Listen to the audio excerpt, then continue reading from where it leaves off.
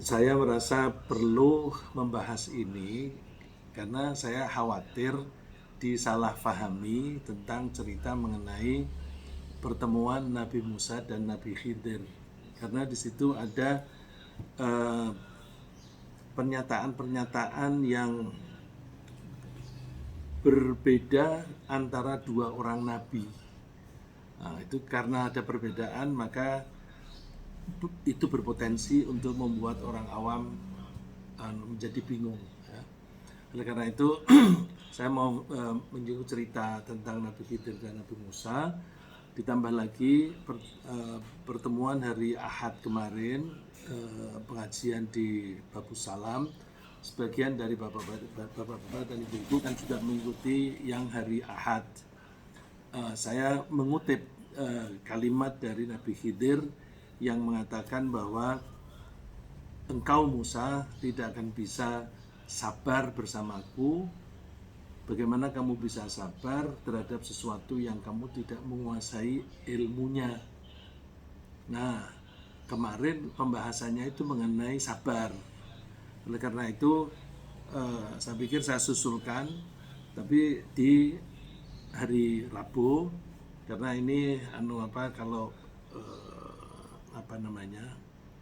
kalau dalam di surat kabar itu namanya sidebar, cerita di samping cerita inti. Cerita intinya itu tentang kesabaran, terus itu ada cerita tambahan yang mendukung itu. Ya, saya ingin bercerita bahwa pertemuan Nabi Musa dan Nabi Khidir itu berlangsung singkat sekali, tetapi Allah mengabadikannya tentang pertemuan mereka di Al-Quran, kitab yang harus diyakini oleh siapapun yang mengaku beriman kepada Allah. Oleh karena itu saya merasa kita perlu membaca dan memahami cerita itu, karena itu bagian dari Al-Quran. Kita tidak bisa tidak, kita harus meyakini dan mengimaninya, ya. Oleh karena itu jangan sampai ada sesuatu yang dalam pikiran kita itu muncul pertanyaan kenapa begitu gitu, ya. Kisah mereka bisa kita pelajari di surat Al-Kahfi, surat ke-18 dari ayat 60 sampai dengan 82. Tentang ceritanya sendiri, insya Allah bapak-bapak dan ibu-ibu dan saudara-saudara sekalian sudah sering mendengar. Oleh karena itu ceritanya mudah-mudahan nanti saya bisa cepat, karena itu pengulangan dari yang sudah diketahui, dan intinya nanti di bagian akhir tentang cerita itu pelajarannya apa yang bisa kita ambil. Suatu saat Nabi Musa sedang berceramah di hadapan kaumnya, Bani Israel, yang telah diselamatkan dari kerajaan Raja Fir'aun di Mesir. Lalu ada seorang yang bertanya kepada beliau, siapakah orang yang saat ini paling berilmu, paling banyak ilmunya? Nabi Musa menjawab, saya. Kita bisa memahami kalau Nabi Musa menjawab saya, karena Nabi Musa ini seorang nabi yang istimewa, bisa berdialog langsung dengan Allah. Padahal Allah itu kepada nabinya siapapun pasti ditambahi ilmu yang banyak dan luar biasa cepat, karena semua nabi itu sifatnya fatonah, cerdas sekali. Nah, karena itu kita bisa memahami kalau Nabi Musa mengaku saya yang paling berilmu. Lalu Allah memberitahu kepada Nabi Musa bahwa ada orang yang lebih berilmu daripada dia. Lalu Nabi Musa mohon diizinkan untuk bertemu dengan orang itu untuk belajar darinya. Jadi mendengar bahwa ada orang lebih pintar, dia lalu tidak ingin menantang, tidak. Yang memberitahukan Allah. Kalau dia menantang itu sombong, dan sombong itu tidak mungkin jadi nabi. Jadi dia lalu mohon izin supaya diizinkan untuk belajar darinya. Setelah diizinkan, dia bertekad akan berjalan menelusuri tepi laut sampai kapanpun untuk ketemu orang itu, yaitu Nabi Khidir. Dia bertekad karena diinformasikan oleh Allah bahwa dia akan ketemu di tepi pantai. Ya. Allah menginformasikan bahwa Nabi Khidir bisa ditemui di pantai tempat pertemuan dua laut. Nah, tempat pertemuan dua laut ini para ulama tidak begitu yakin di mana, apakah antara Laut Merah dengan laut seberangnya Suez, terusan Suez itu, atau di mana itu tidak diterangkan. Ya. Jadi pokoknya di pertemuan antara dua lautan. Lalu Nabi Musa mengajak muridnya, seorang pemuda bernama Yusa, yang selalu menemani beliau dan membantunya. Pemuda ini kelak menjadi seorang nabi seperti sepeninggal Nabi Musa alaihissalam. Lalu Nabi Musa ketika mengajak pemuda ini mengatakannya demikian. Wa idh qala Musa li fatahu la abrahu hatta ablugha majma'al bahrain aw amdiya huquba. Ketika Musa berkata kepada muridnya, aku tidak akan berhenti berjalan sebelum sampai ke pertemuan dua buah lautan, atau aku akan berjalan sampai bertahun-tahun. Ini begitu bulat tekadnya. Nah, ini yang perlu kita pelajari, bahwa kalau kita menuntut ilmu mesti kita punya tekad yang sekuat ini, ya, harus sampai dapat. Nah, Nabi Musa memberitahukan kepada muridnya ini supaya muridnya siap mental bahwa bisa-bisa perjalanan kita ini sangat jauh, maka kamu siap-siap untuk capek, lelah, bosan dan sebagainya. Alhamdulillah Nabi Musa berhasil menemui Nabi Khidir di tepi pantai, tapi setelah mengalami kejadian yang aneh, yaitu ikan yang dibawa sebagai bekal untuk makan siang itu melompat dan masuk ke laut. Cerita ini bisa kita peroleh dari ayat 61 sampai dengan 64. Saya bacakan artinya saja. Setelah mereka berdua itu sampai di titik temu antara dua laut tadi, mereka sambil istirahat lupa bahwa mereka itu membawa ikan. Dan ikan yang dibawa oleh murid tadi lompat masuk ke laut. Lalu mereka setelah istirahat berjalan lagi.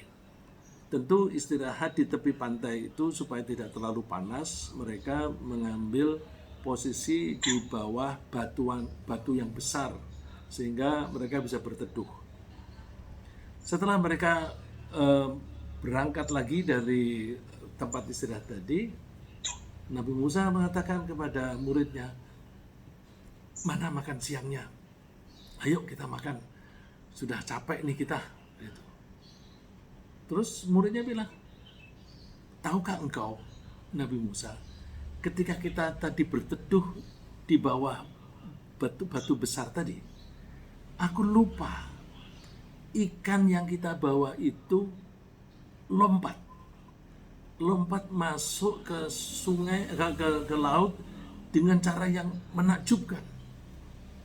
Terus dia mengatakan, tentu tidak ada yang membuat aku lupa kecuali setan. Ya, ini kita sering ketemu di dalam Al-Quran, kalau lupa itu biasanya yang membuat adalah setan. Ya. Itu perlu pembahasan tersendiri.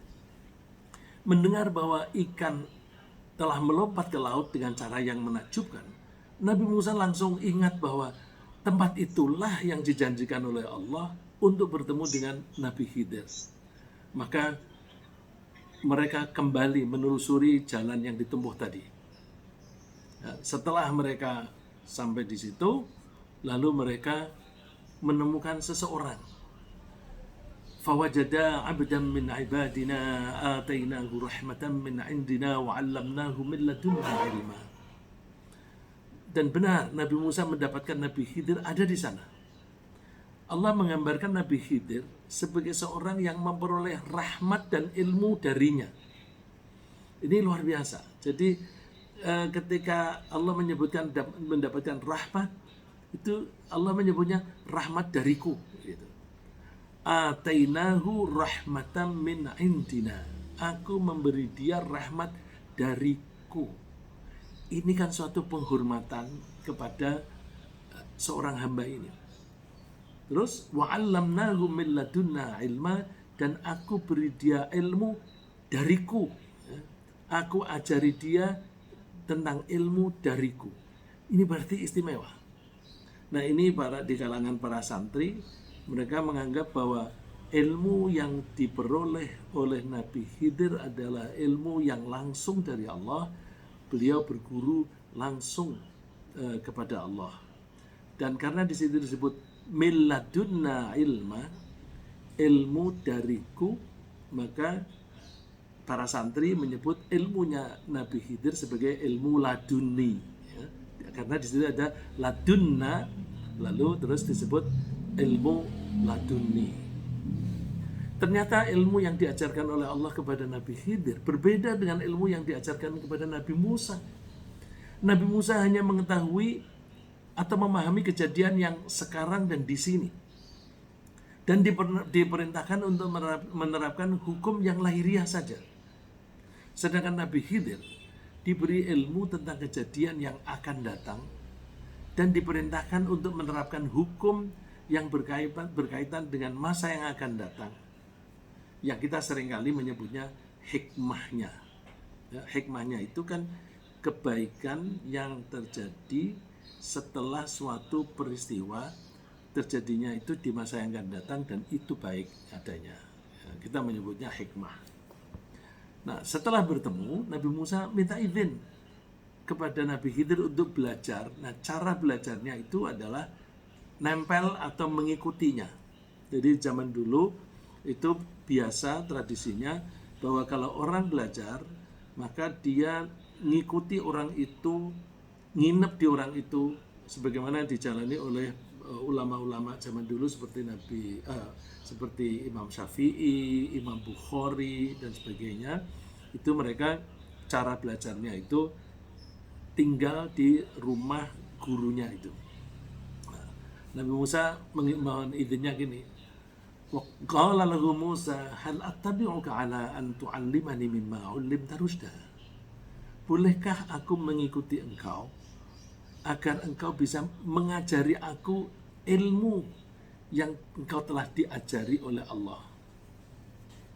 Tapi Nabi Khidir yang mengetahui tentang apa-apa yang akan terjadi di masa yang akan datang sudah bisa menebak bahwa Nabi Musa tidak mungkin bisa sabar menimba ilmu darinya karena dia tidak menguasai, karena dia tidak memiliki ilmunya, maka akibatnya dia tidak mungkin bisa sabar. Kalimatnya innaka lan tastati'a ma'ya sabra. Sungguh kamu tidak akan bisa sabar bersamaku. Sabar artinya tekun, ya. Sabarnya artinya tekun, tangguh, tidak belok. Ya. Sudah, dan itu pakai innaka lagi, pakai emphasis. Sungguh kamu tidak akan bisa sabar bersamaku.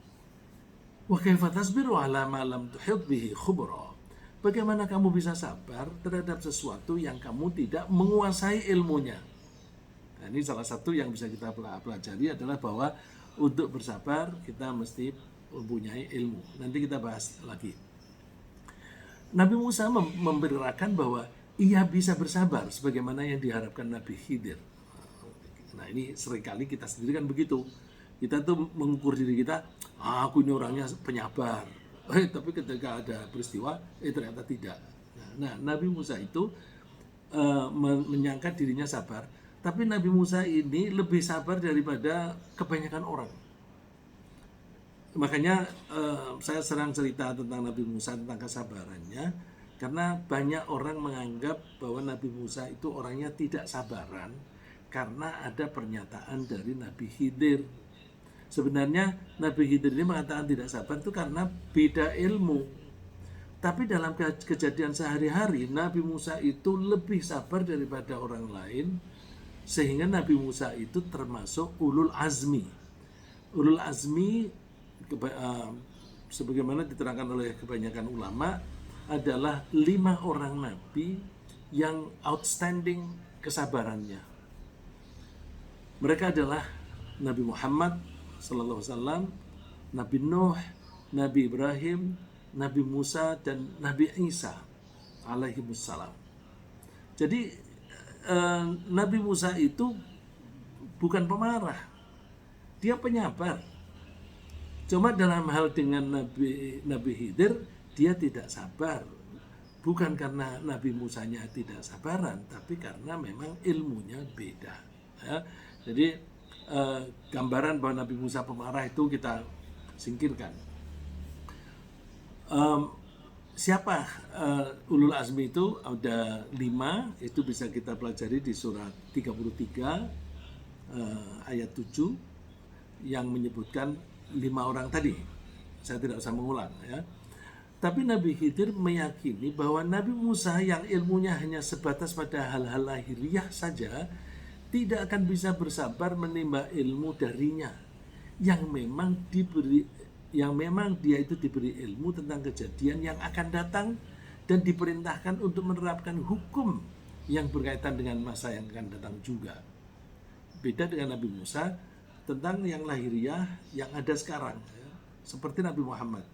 Nabi Muhammad itu ketika ada 2 orang berselisih lalu minta diadili, setelah Rasulullah mengadili, lalu Rasulullah mengatakan, aku mengadili ini berdasarkan omongan kalian berdua. Saya tidak tahu kalau kalian menyimpan rahasia. Maka kalau kalian mengutarakan itu semuanya jujur, maka hukumku ya pas. Tapi kalau kalian berbohong, maka keputusan yang saya berikan ini menjadi tidak pas. Jadi kalau salah, itu kesalahanmu. Lalu Nabi Khidir memberi syarat kepada Nabi Musa kalau ingin berguru. Qala fa in ittaba'tani fala tas'alni an syai'in hatta uhditsa laka minhu dzikra. Oke, kalau kamu memang mau belajar dariku, permintaanku adalah kamu jangan bertanya tentang suatu apapun sebelum aku ceritakan artinya atau maksudnya. Jadi aku berbuat apapun, kamu diem aja. Lalu Nabi Musa setuju bahwa syaratnya tidak bertanya sebelum diterangkan. Lalu berangkatlah mereka berdua. Ketika mereka naik perahu, tiba-tiba Nabi Khidir merusak bagian dari perahu tersebut. Tentu Nabi Musa menegurnya karena khawatir kerusakan itu bisa menyebabkan tenggelamnya kapal beserta penumpangnya. Karena dia menegur, lalu Nabi Khidir mengatakan, nah, apa aku bilang tadi, kamu tidak akan bisa sabar bersamaku. Ya, karena dia menegurnya. Ya. Kemudian Nabi Musa mengaku lupa dan mohon agar Nabi Khidir memaafkannya. La tu'akhidni bima nasitu wa la turhiqni min amri usra. Jangan ambil tindakan terhadapku kalau aku lupa, dan janganlah engkau beri aku kesulitan. Oke, oleh Nabi Khidir dimaafkan. Lalu mereka melanjutkan perjalanan. Fantalaqa, maka berangkatlah mereka berdua hatta idza laqiya ghulaman faqatalah. Sampai ketika mereka ketemu seorang anak laki-laki, Nabi Khidir membunuhnya. Tentu Nabi Musa langsung menegurnya. Aqatalta nafsan zakiyatan bighairi nafs. Apakah kamu membunuh seorang yang bersih, tidak berdosa, tanpa kesalahan apapun? Laqad ji'ta syai'an nukra. Sungguh kamu telah melakukan suatu pekerjaan yang mungkar. Nah, ini Nabi Musa, dia tuh penyabar, tapi dia tegas. Maka begitu ada perbuatan yang mungkar, nggak bisa diem dia. Sekaligus saya mau mengingatkan sifat para utusan Allah, para nabi itu ada 4. Ya. Satu, siddiq, mereka pasti jujur. Ya. Amanah, dan mereka pasti menjaga amanah, artinya diberi tugas apapun pasti mereka melaksanakannya. Terus tabligh, bahwa mereka akan menyampaikan pesan dari Allah kepada umatnya. Dan fatanah, mereka cerdas. Nah, karena Nabi Musa itu salah satu dari para rasul, maka dia melaksanakan itu tadi, bahwa dia diamanati untuk menegakkan kebenaran dan harus menyampaikan pesan itu. Begitu Nabi Khidir membunuh seorang anak tanpa salah, langsung dia negur. Tapi Nabi Khidir mengatakan, alam aqul laka innaka lan tastati'a ma'iya sabra. Bukankah aku tadi sudah mengatakan kamu tidak akan sabar? Oke, terus Nabi Musa mengakui, lupa lagi. Ya deh, kalau begitu begini, in sa'altuka an syai'in ba'daha fala tusahibni. Berilah aku kesempatan sekali lagi. Kalau aku bertanya lagi tentang sesuatu setelah ini, maka kita berpisah. Qad balaghta min ladunni udhra. Kamu telah mendapatkan cukup excuse, cukup halangan bagi saya untuk bersamamu. Oke, dimaafkan oleh Nabi Khidir. Mereka lalu melanjutkan perjalanan. Ketika mereka merasa lapar, mereka berusaha bertemu mereka berusaha bertamu, ya, dengan maksud agar mereka dijamu. Nah, cara ini pernah saya praktekkan. Saya pernah berempat dengan teman-teman waktu itu masih remaja, kelaparan, tidak punya duit kecuali 5 rupiah, nggak mungkin. Lalu terus waktu itu sudah sore, gimana ini lapar begini, ayo kita bertamu. Lalu kita bertamu mencari orang yang soleh. Kalau orang yang soleh pasti menghormati tamu. Lalu saya bertamu, betul dikasih makan. Nah, ini Nabi Musa dan Nabi Khidir ketika lapar, mereka mencoba bertamu. Tapi ternyata nggak ada yang mau menerima mereka dan menjamunya, nggak ada yang mau. Ya udah, kalau nggak ada, mereka melanjutkan perjalanan. Ketika berjalan lagi, mereka menemukan ada dinding yang akan roboh. Lalu Nabi Khidir ambil inisiatif untuk meluruskan dinding itu, dibantu oleh Nabi Musa. Setelah mereka berhasil meluruskan tembok tadi, lalu Nabi Musa usul, bagaimana kalau engkau meminta upah? Lau syi'ta lattakhadha alaihi ajra. Kalau kamu mau, kamu bisa minta upah kepada yang punya rumah ini. Nah, itu kan berarti teguran lagi atau intervensi atau interupsi. Langsung Nabi Khidir mengambil keputusan untuk berpisah dengan Nabi Musa. Langsung vonis, qala hadza firaqu baini wa bainik. Ini adalah perpisahan antara aku dan engkau. Sa'unabbi'uka bita'wili ma lam tastati' alaihi sabra. Aku akan menceritakan kepadamu arti cerita-cerita yang kamu tidak bisa bersabar bersamaku. Nah, terus dijelaskan oleh Nabi Khidir mulai dari kapal. Ammas safinatu fakanat limasakina ya'maluna fil bahri fa aradtu an a'ibaha wa kana wara'ahum malikun ya'khudhu kulla safinatin ghasba. Adapun perahu tadi, perahu itu milik orang-orang miskin yang bekerja di laut. Maka aku ingin membuatnya cacat, membuatnya rusak sedikit. Dikarenakan di belakang perahu itu ada raja yang mencari perahu dan kapal yang bagus untuk menambah fleetnya, tapi dengan cara merampas. Jadi kalau ada orang punya kapal atau perahu yang bagus, diminta tanpa dibayar. Nah, Nabi Khidir ini ingin menyelamatkan orang miskin ini. Kalau ini diminta, mereka penghasilannya dari mana? Lalu eh, apa namanya eh, dilakukan oleh Nabi Khidir pengerusakan tadi. Terus mengenai anak kecil, wa ammal ghulamu fakana abawahu mu'minaini fakhashina ay yurhiqahuma tughyanan wa kufra fa'aradna ay yubdilahuma rabbuhuma khairan minhu zakatan wa aqraba ruhma. Adapun anak laki-laki tadi itu dia anak dari bapak ibu yang mukmin. Tapi aku khawatir besok kalau anak ini menjadi dewasa, dia bisa menyebabkan bapak ibunya menjadi kafir.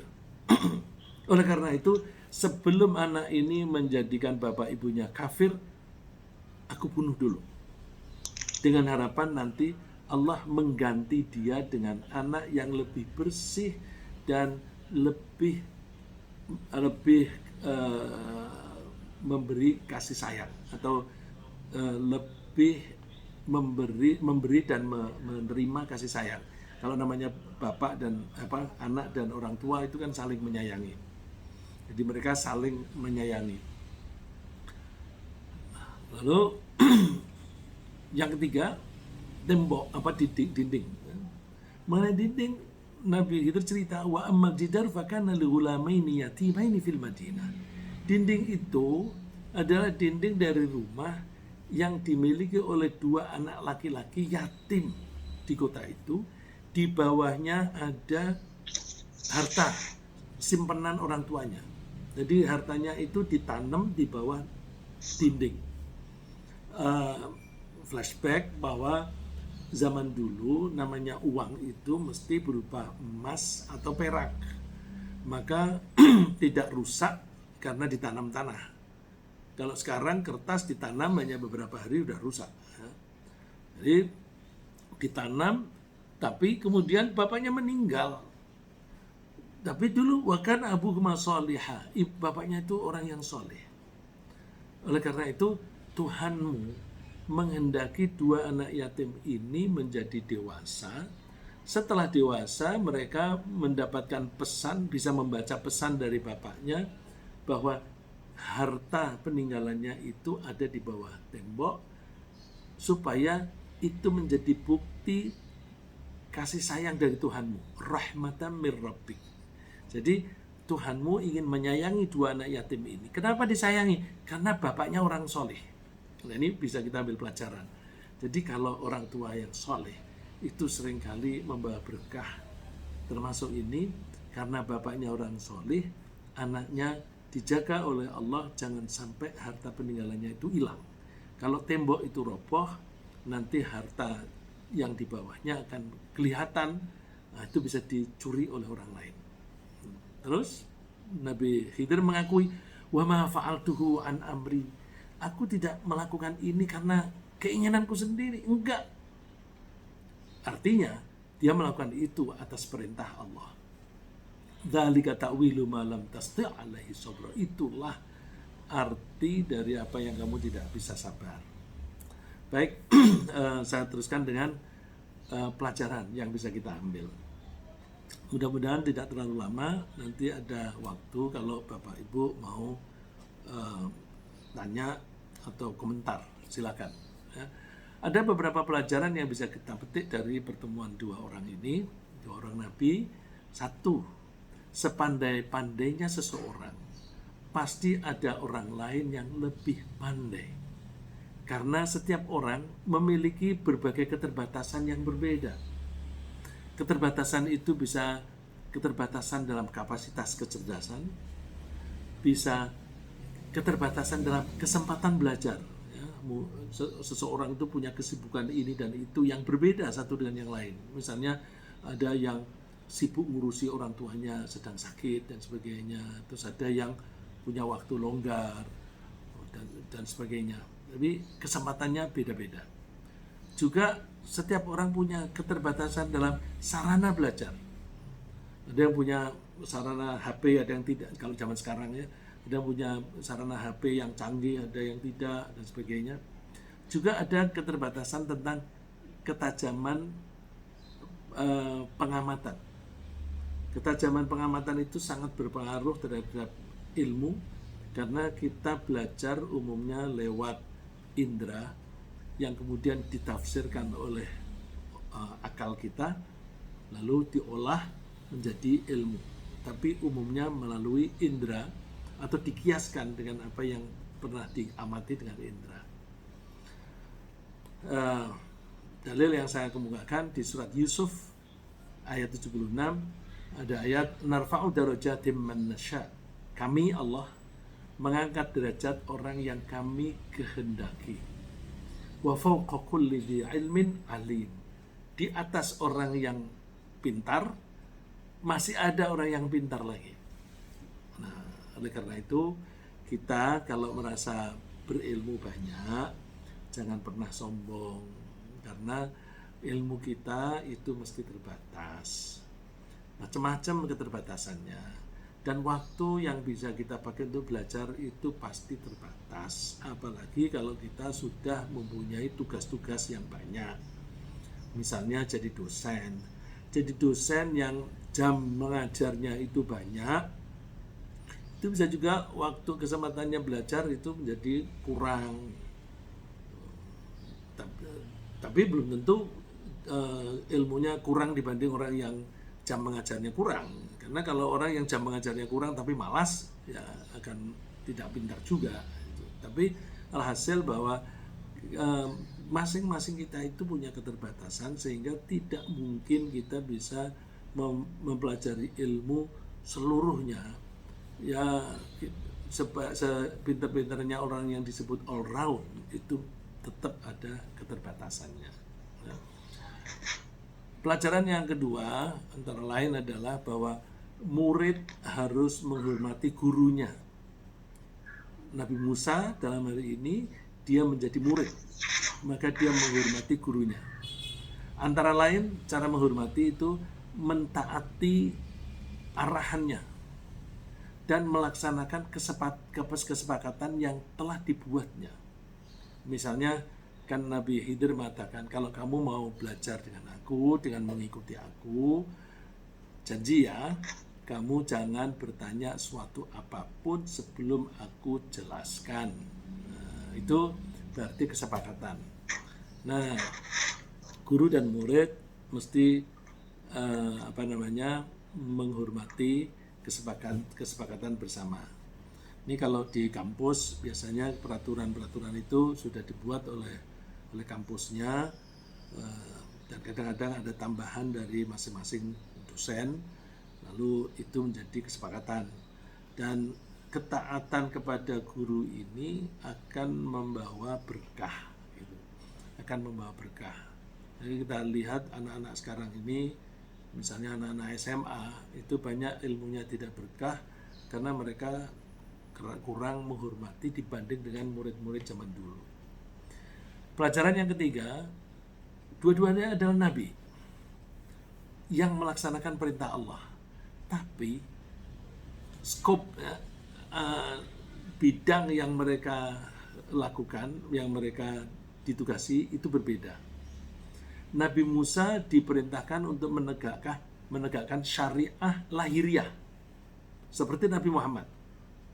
Ini artinya kalau ada perbedaan antara Nabi Khidir dan Nabi Musa, yang kita boleh ambil pelajaran adalah tingkah laku atau sikap Nabi Musa. Kita tidak boleh meniru Nabi Khidir. Kalau Nabi Khidir tadi membunuh anak, ini jangan sampai besok menyesatkan orang tuanya, terus kita membunuh, nggak boleh. Jadi kita jangan meniru apa yang dilakukan oleh Nabi Khidir. Kok dicantumkan dalam cerita ini? Ya supaya menjadi pelajaran bagi kita. Ya, kelihatan sekali betapa tegas Nabi Musa ketika melihat sesuatu yang secara lahiriah adalah kemungkaran. Begitu dia merusak perahu, lah ini kan mungkar nih, langsung ditegur, meskipun itu gurunya. Karena kalau dia tidak negur, berarti dia tidak melaksanakan kerasulannya. Dia tidak melaksanakan kenabiannya. Karena nabi itu harus menegur kesalahan siapapun yang melakukan kesalahan itu. Oleh karena itu kita ketika mempelajari perilaku Nabi Muhammad, kalau Nabi Muhammad melihat ada orang melakukan sesuatu, kok Nabi Muhammad kok diam saja, oh berarti boleh. Karena kalau itu dilarang, pasti dia kalau dilarang itu pasti menegurnya. Kalau dia tidak menegur berarti tidak. Misalnya ada seorang sahabat yang makan binatang yang suka berada di pinggir pantai, itu namanya dob. Itu kayak kadal gitu. Ada orang makan itu, oleh Rasulullah dibiarkan aja. Oh berarti itu halal. Meskipun Nabi Muhammad sendiri tidak mau makan itu. Itu berarti boleh, tapi kurang baik. Beda dengan Nabi Khidir. Nabi Khidir itu diperintah untuk hal-hal yang berkaitan dengan rahasia di balik kejadian lahiriah. Dan bahwa dia itu diperintah oleh Allah, itu bisa kita lihat dari kalimatnya, wa ma fa'altuhu an amri. Aku tidak melakukan itu atas kemauanku sendiri. Hanya saja lingkup mereka dua nabi ini berbeda. Nabi Khidir itu suka diberi wewenang yang berkaitan dengan hal-hal yang ghaib. Ghaib itu kebalikan dari syahadah, bukan alam gaib dalam bahasa Indonesia. Yang ghaib itu yang kita tidak punya akses untuk menyaksikannya karena berbeda ruang dan waktu. Karena termasuk beda ruang dan waktu, maka Nabi Khidir diberi ilmu mengenai masa yang akan datang. Berbeda dengan Nabi Musa itu diberi wewenang hanya lahiriah saja. Sama lingkupnya dengan Nabi Muhammad. Berarti kita tidak boleh mengikuti Nabi Khidir dan harus mengikuti ajaran Nabi Muhammad dan Nabi Musa. Pelajaran yang keempat antara lain bahwa kebijaksanaan Allah itu pasti baik. Biyadikal khair, hanya di tanganmu lah Allah semua kebaikan. Innaka ala kulli syai'in qadir, sesungguhnya engkau maha kuasa atas segala sesuatu. Begini, kasus Nabi Musa dan Nabi Khidir. Nabi Khidir itu diberi wewenang untuk melakukan sesuatu yang ghaib, yang akan terjadi, akan datang, dan yang tidak lahiriah. Nah, untuk tataran kita, karena sekarang nggak ada Nabi Khidir, kita taunya misalnya kalau ada seorang anak meninggal dunia, misalnya suami istri punya anak masih kecil kok meninggal dunia, maka dia sebaiknya berprasangka baik, siapa tahu memang kematian anak itu lebih baik. Jadi kalau bahwa Allah itu menghendaki dia meninggal masih anak-anak, berarti menurut Allah itu lebih baik. Nah, kalau menurut Allah yang menciptakan itu lebih baik, ya kita nggak usah protes. Gitu. Jadi kita mesti menerima apa adanya. Ada cerita, saya punya teman yang diundang oleh salah satu muridnya di Jakarta ini, terus diundang oleh keluarganya. Ternyata ada seorang ibu yang sedang menangis di bawah kolong tempat tidur sambil kepalanya dijeduk-jedukan, dijeduk-jedukan tempat tidur, karena dia sedih dengan kematian anaknya. Lalu dinasihati oleh teman ini. Yang saya heran, wanita ini seorang dosen yang mengajarkan agama, tapi kok bisa anaknya meninggal, terus kesedihannya itu membuat dia berperilaku semacam itu. Jadi hati-hati, tidak semua orang yang belajar agama itu memahami akan hal-hal ini. Bahwa kalau Allah menciptakan, itu pasti di situ ada kebaikan yang kita tidak tahu. Karena kita tidak tahu, ya sudahlah, kita berprasangka baik saja. Contoh yang sekarang ini terjadi, sekarang ini ada COVID. COVID ini banyak menelan korban. Tapi kita nggak usah protes. udah ini memang kehendak Allah, kita suruh hati-hati.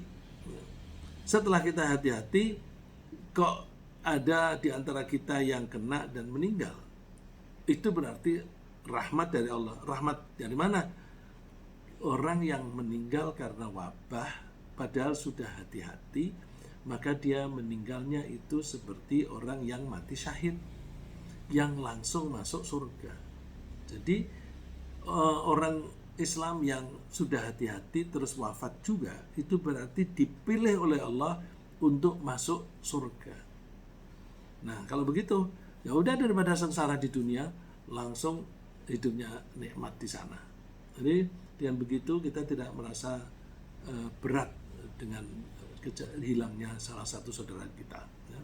Oleh karena itu, kalau terjadi kejadian apapun, pasti kejadian itu telah dikehendaki oleh Allah dengan tujuan yang baik. Kita tidak memandangnya dari sisi negatif saja, tapi juga dari sisi positifnya. Kita sering memperoleh komentar positif dari anak yang orang tuanya meninggal dunia karena sakit. Ya, misalnya ada orang tua meninggal dunia setelah sakit beberapa lama. Misalnya anak itu lalu mengatakan, ya ini barangkali pilihan Allah yang terbaik. Karena orang tuaku ini menderita sakit sudah berbulan-bulan. Kasihan sekali. Ya ini barangkali Allah memilih yang terbaik. Nah itu anak bisa melihat semacam itu kalau memang menyaksikan betapa berat derita itu. Ya. Dalam kasus yang dihadapi Nabi Khidir, misalnya perahu yang ditumpanginya tadi memang rusak sedikit perahunya, tapi kerusakan itu menyelamatkan pemiliknya dari perampasan oleh raja yang ingin memperbanyak armadanya, tapi dengan cara merebut hak rakyat. Jadi rusaknya itu bagus, dia nggak kehilangan perahu. Daripada kehilangan, lebih baik rusak sedikit gitu. Misalnya lagi kematian anak kecil, itu memang membuat orang tuanya kehilangan kesayangannya, anak yang disayanginya hilang. Tapi di sisi lain, mereka itu diselamatkan oleh Allah dari sisi keimanannya, dari sisi-sisi buruk yang dia tidak pernah tahu, karena hanya Allah yang mengetahui. Dan dari pembetulan posisi tembok tadi, memang Nabi Khidir dan Nabi Musa tidak memperoleh imbalan untuk mengatasi laparnya, imbalan dari membetulkan tembok tadi. Tapi besar sekali kebaikan bagi anak yatim itu di masa dewasa nanti. Mereka akan menikmati peninggalan dari bapak mereka yang solih. Jadi di samping hal yang negatif, pasti ada yang positif. Kita jangan tenggelam di yang negatif. Mesti kita di yang positif. Dengan cara kita berprasangka positif, berprasangka baik kepada Allah. Pelajaran yang lain, untuk menjadi penyabar, kita memerlukan visi ke depan. Kita tidak kita memerlukan pengetahuan mengenai kemungkinan yang terjadi di masa yang akan datang. Memang kita tidak mungkin mengetahui persis apa yang pasti terjadi di waktu yang akan datang, seperti Nabi Khidir, ya. Tapi kita itu nggak mungkin mengetahui apa yang terjadi akan datang. Allah berfirman di surat Luqman ayat 34, "Wa ma tadri nafsum madza taksibu ghadan." Seseorang siapapun tidak akan tahu apa yang akan dilakukan besok. Jadi nggak tahu kita future kita. 5 menit lagi kita nggak tahu. Coba kemarin ada seorang ustadz muda yang sedang berceramah, terus tahu-tahu pingsan pas menyebut la ilaha illallah. Dia tidak menyangka bahwa dia akan pingsan, dan orang-orang di sekitarnya juga tidak menyangka. Jadi apa yang terjadi 1 menit yang akan datang kita tidak mungkin tahu. Tapi kita mesti belajar memperkirakan apa yang mungkin terjadi di masa yang akan datang. Caranya gimana? Kita pelajari pola-pola kejadian yang sudah-sudah. Contoh untuk bapak-bapak, ibu-ibu yang biasa bergelut di ekonomi kan familiar. Misalnya gini, kalau suatu saat terjadi krisis ekonomi, kita tidak perlu gelisah. Karena berdasarkan pola yang sudah sering terjadi, krisis ekonomi selalu diikuti dengan pertumbuhan ekonomi yang sangat berarti, yang signifikan. Jadi perkembangan ekonomi itu suatu saat naik sampai di atas, nanti tiba-tiba jeglek. Ketika turunnya itu drastis disebut krisis. Tapi ini nanti pelan-pelan akan naik lagi. Oleh karena itu ketika ada krisis, kita jangan pernah putus asa. Karena pola yang sudah itu nanti akan diikuti dengan growth. Dengan demikian mudah-mudahan kita bisa bersabar menunggu perkembangan selanjutnya. Saya kira sementara begitu. Jadi ringkasnya, Nabi Musa ingin belajar dari orang yang lebih pintar, dan Nabi Khidir memperoleh ilmu langsung dari Allah.